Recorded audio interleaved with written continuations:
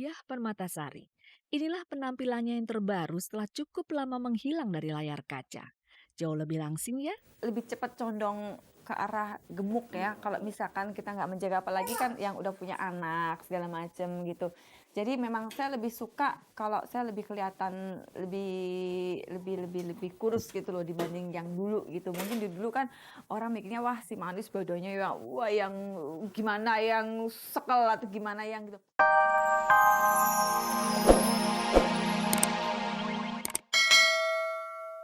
Saya harus melakukan olahraga itu biasanya ya, waktu jadwal saya nggak padat. Kalau emang seminggu itu saya bisa 3 kali olahraga atau 2 kali, pasti akan saya jalanin. Memang dibandingkan dengan artis lain yang biasa setiap minggu ke salon, Sarah tidaklah sampai seperti itu. Meski begitu, tetap saja bintang sinetron dan penyanyi ini mengharuskan diri merawat diri. Kalau untuk perawatan tubuh sendiri ya, kayak perawatan rambut atau kuku, itu ya karena kan syuting gitu, emang agak jarang gitu ya, bisa 2 minggu sekali atau 3 minggu, kadang-kadang malah 1 bulan gitu, nggak krimbet-krimbet gitu ya. Kadang kan waktunya itu yang susah, tapi kalau perawatan ya kalau kayak orang seperti saya ya, ya memang sangat penting gitu, karena kan modal juga. Ada beberapa bagian tubuh yang jadi perhatian Sarah.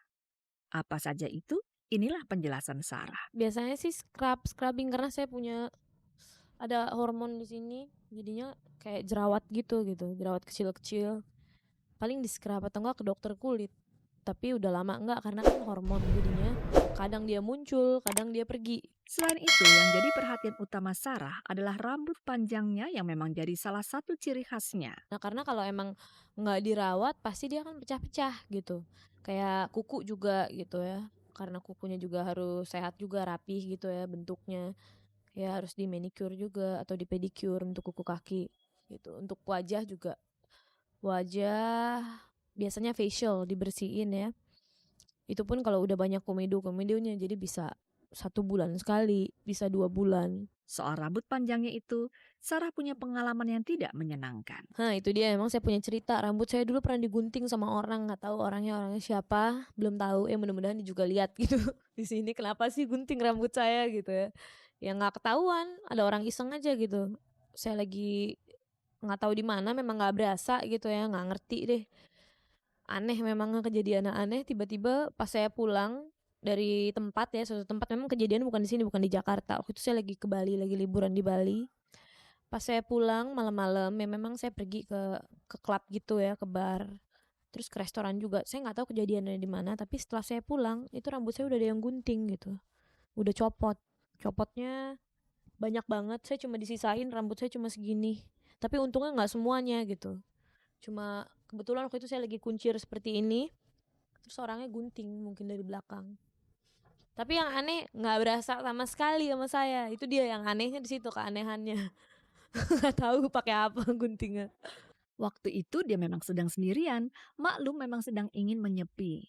Tapi ngomong-ngomong, rambut kan tetap panjang. Apa nggak takut bakal kejadian lagi? Ya takut juga. Saya sempet kalau pergi kemana-mana jadi bawa orang gitu. Saya ngeri nanti diisengin lagi. Waktu itu kan karena memang saya sama sekali sendirian jadi nggak tahu gitu. Emang saya sendiri aja gitu. Lagi pengen sendiri, lagi liburan sendirian, lagi pengen have fun sendiri.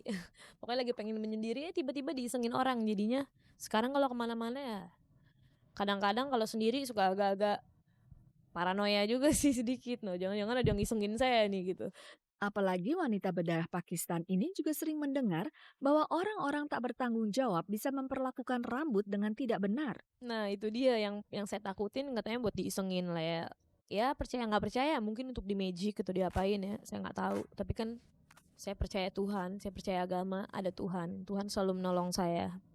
Jadinya ya mudah-mudahan bukan buat di magic, buat di koleksi aja nggak apa-apa. Tapi jangan buat magic gitu. Pemirsa, Anda masih bersama Kabar-Kabari Minggu, tayangan yang kami rancang untuk Anda pada sore hari libur ini. Seorang artis sinetron bernama Diah Permatasari. Tapi sebagian masyarakat tetap menyapanya si manis meskipun sudah banyak sinetron lain yang telah dibintangi oleh Diah. Diah Permatasari. Inilah penampilannya yang terbaru setelah cukup lama menghilang dari layar kaca. Jauh lebih langsing ya? Lebih cepat condong ke arah gemuk ya, kalau misalkan kita nggak menjaga, apalagi kan yang udah punya anak segala macem gitu. Jadi memang saya lebih suka kalau saya lebih kelihatan lebih kurus gitu loh dibanding yang dulu gitu. Mungkin di dulu kan orang mikirnya wah si manis badannya ya wah yang gimana yang sekel atau gimana yang gitu. Tapi saya merasa bahwa saya lebih percaya diri kalau badan saya sekarang seperti ini gitu loh. Anehnya, sampai sekarang dia masih suka kurang percaya diri mengenai bagian tubuhnya. Saya nggak bisa bilang bahwa bagus, mata saya bagus, saya bilang gitu misalkan ya, atau bibir saya seksi atau saya nggak bisa ngomong begitu gitu loh. Yang bisa menilai kan memang orang ya. Tapi kalau memang orang menilai saya, Heeh. Memang kalau orang menilai seperti itu ya nggak apa-apa, saya senang aja dengan pujian-pujian seperti itu. Tapi tetap saya merasa bahwa saya kok masih banyak kekurangan, masa iya sih gitu loh. Saya masih kadang sometimes saya nggak pede, saya nggak percaya diri gitu loh. Susahnya lagi, diapa-apakan juga, tetap saja image-nya sebagai si manis jembatan Ancol melekat. Kendati sinetron tersebut ditayangkan pada tahun 1992 dan dia sudah banyak pula berperan di sinetron lain yang terakhir Dewi Fortuna, orang masih memanggilnya si manis. Saya pernah juga jalan-jalan di Singapura ya, ada orang Singapura tuh juga dia ada yang nonton film itu tuh masih inget itu setan Ancol. Saya sampai heran. Ya udah kalau memang masyarakat memang seperti itu ya nggak apa-apa, maksudnya menilai saya sebagai si manis itu ya image saya seperti itu ya mau diapain lagi gitu ya. Dia cukup lama menghilang dari layar kaca karena melahirkan Marcelo yang sekarang berusia 2,5 tahun dan baru tahun inilah ia kembali main sinetron. Saya sangat terima kasih sama suami saya juga sangat bangga sama dia buat tidak semua orang itu tidak semua suami itu bisa mengizinkan suami istrinya berkarir lagi apalagi di dunia film ya. Nah, itu yang saya sangat menghargai, saya sangat appreciate sekali sama suami saya gitu loh.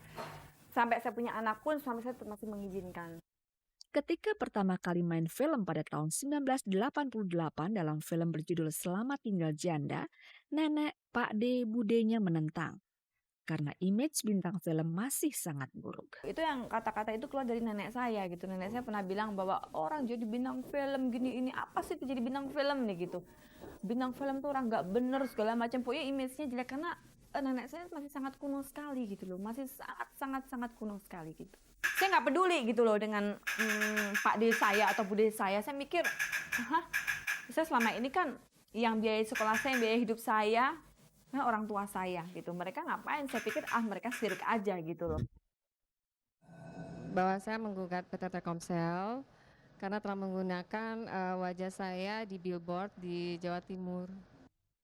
Yulia Yahya yang nama panjangnya Yulia Tresnasari Yahya hadir di Pengadilan Niaga pada Pengadilan Negeri Jakarta Pusat pekan lalu disertai Ricardo Simanjuntak pengacaranya dari Gani Jemat and Partners. Mereka menggugat PT Telkomsel yang sejak tahun 97 masih tetap memasang wajah Yulia sebagai alat promosi kartu Halo. Itu kan seperti kita katakan bahwa sebenarnya itu ada kontrak, tapi kontrak itu kan cuma setahun ya, 96-97. Nah ternyata setelah habisnya masa kontrak itu masih ada pemakaian wajah klien kita sebagai model sampai saat ini kan begitu. Nah yang mau kita katakan sebenarnya hanya dalam bentuk ya bayarlah kan gitu, bayarlah honor dari artis yang Anda gunakan sebagai modal. Disebutkan dalam gugatan, tahun 96 sampai 97, Yulia Yahya mengadakan kontrak dengan sebuah agen periklanan untuk menjadi model iklan yang digunakan khusus untuk produk SIM card kartu Halo yang khusus dijual di wilayah Surabaya. Nah, setelah masa kontrak itu habis, Yulia mengetahui foto dirinya masih terpampang pada billboard ukuran besar di Surabaya. Maka ia pun meminta haknya, yakni kompensasi dari pelanggaran habisnya masa kontrak itu. Oh, kita nggak ada kontrak sama Yulia. Kita kontrak dengan agen. Kita lihat begini, kita kan sebelumnya tanya advertisingnya. Advertising itu kita kontrak dengan advertising itu udah selesai gitu loh, tahun 97. Lalu advertisingnya jawab, loh itu sekarang urusan yang penggunaan di billboard itu dan sekarang itu bukan urusan kami lagi dengan Telkomsel.